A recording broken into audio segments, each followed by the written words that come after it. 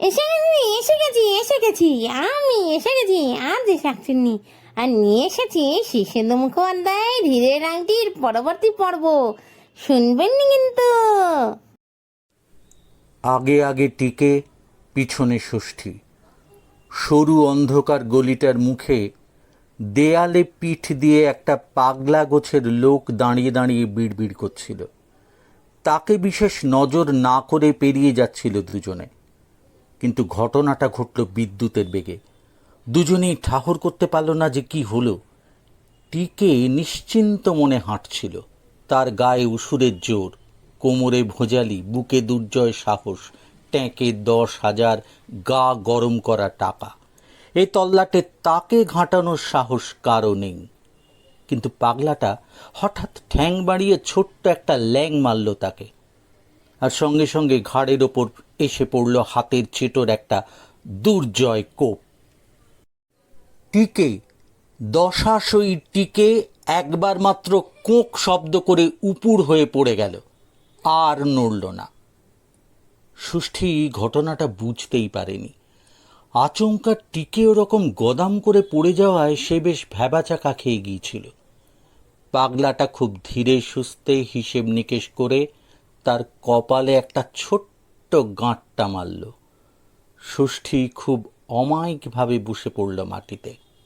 তারপর চোখ উল্টে গোঁ গোঁ করতে লাগলো। পাগলাটা নিচু হয়ে টিকের ট্যাঁক থেকে 10,000 আর ষষ্ঠীর ট্যাঁক থেকে 500 টাকা বের করে নিল। জানলা দরজা বন্ধ করে কালী স্যাঁকড়া বাতি জেলে আংটিটা ঘুরিয়ে ফিরিয়ে দেখছিল। হিরেটা খুলে সোনা গলিয়ে ফেলতে হবে, নইলে চোরাই জিনিস ধরা পড়তে কতক্ষণ। ঠিক এই সময় বাইরে থেকে টিকে ডাকল, কালিদা। কালী বিরক্ত হয়ে বলে, আবার কি চাস? টিকে চাপা গলায় বলল, বলছিলাম কি, আমার বউটা তো ভীষণ তচ্ছাল, তুমি জানো? হ্যাঁ, তা জানি।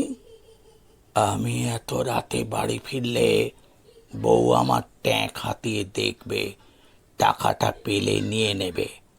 তাই বলছিলাম, টাকাটা আজ রাতের মতো তোমার কাছে থাক। কাল এক ফাঁকে যখন বউ বাড়িতে থাকবে না, তখন এসে নিয়ে যাব। এ কথায় কালী স্যাঁকড়া খুশি হলো। টাকা তার প্রাণ, যতক্ষণ আছে ততক্ষণ মনটা ভালো থাকে। 10,000 টাকা হাতছাড়া হওয়ায় মনটা খিঁচড়ে ছিল এতক্ষণ। দাঁড়া, দরজাটা আজ রাতে আর খুলব না, জানলাটা ফাঁক করছি, হাত গলিয়ে দিয়ে দে। তাই নাও কালিদা, টাকাটা সাবধানে রেখো, দেখো ফের যেন চুরি ডাকাতি না হয়। কালী স্যাঁকড়া জানলার ছিটকিনি খুলে পাল্লা ধরে অনেক ঠেলাঠেলি করল, কিন্তু পাল্লা এমন ইঁটে গেছে যে খুলল না। হতাশ হয়ে বলল, এ যে খুলছে না রে। টিকে বিরক্ত হয়ে বলল, এইভাবে রাত কাভার করে দেবে নাকি? জানলা খুলছে না তো দরজাটা একটু ভাঁক করো, টাকাটা দিয়ে চলে যায়, আমার তো সময় নেই। কালী অকর্তা দরজার হুড়কো খুলে একটু ফাঁক করল। তারপর যে কি ঘটল তা কালী স্যাঁকড়া নিজেও বলতে পারবে না। একটুখানি ফাঁক হওয়া দরজাটা দিয়ে যেন একটা বিরাট ঘূর্ণি ঝড় বয়ে গেল। কালী স্যাঁকড়ার চিৎপাত হয়ে পড়ে গেল মেঝে। পাগলাটা কালী স্যাঁকড়ার দিকে একটুখানি চেয়ে রইল।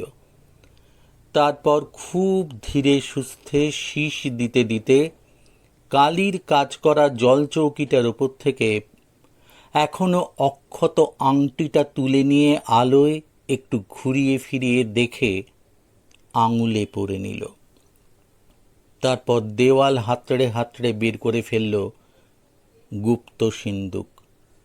কালীর কোমরের কষি থেকে চাবি খুলে নিয়ে সিন্দুক থেকে সোনাদানা আর টাকা পয়সা বের করল।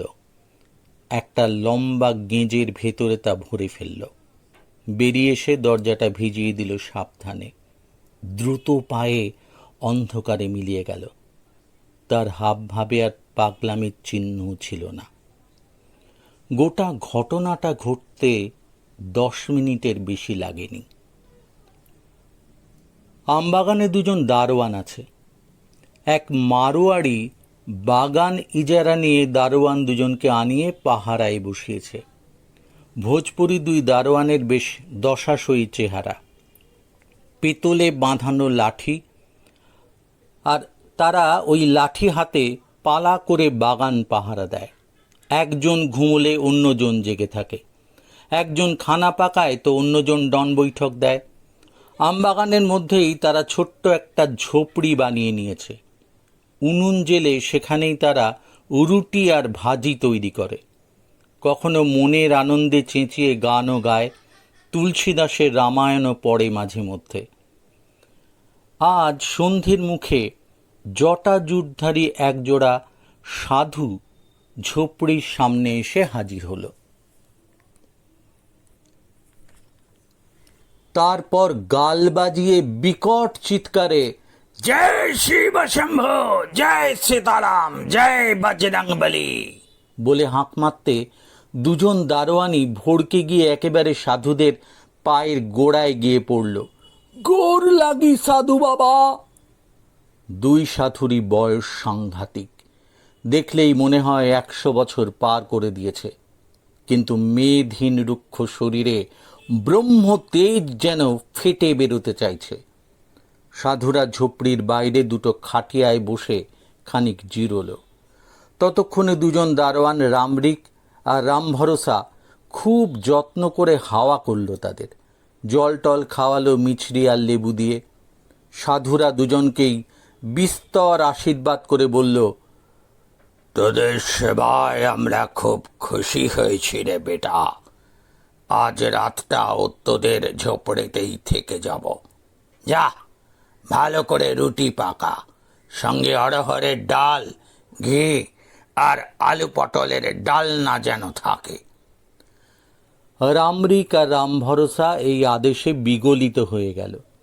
ভালো করে আটা মেখে ভিজে নেতায় জড়িয়ে রাখল রামরিক। রামভরসা ছুটল বাজারে আলু আর পটল আনতে।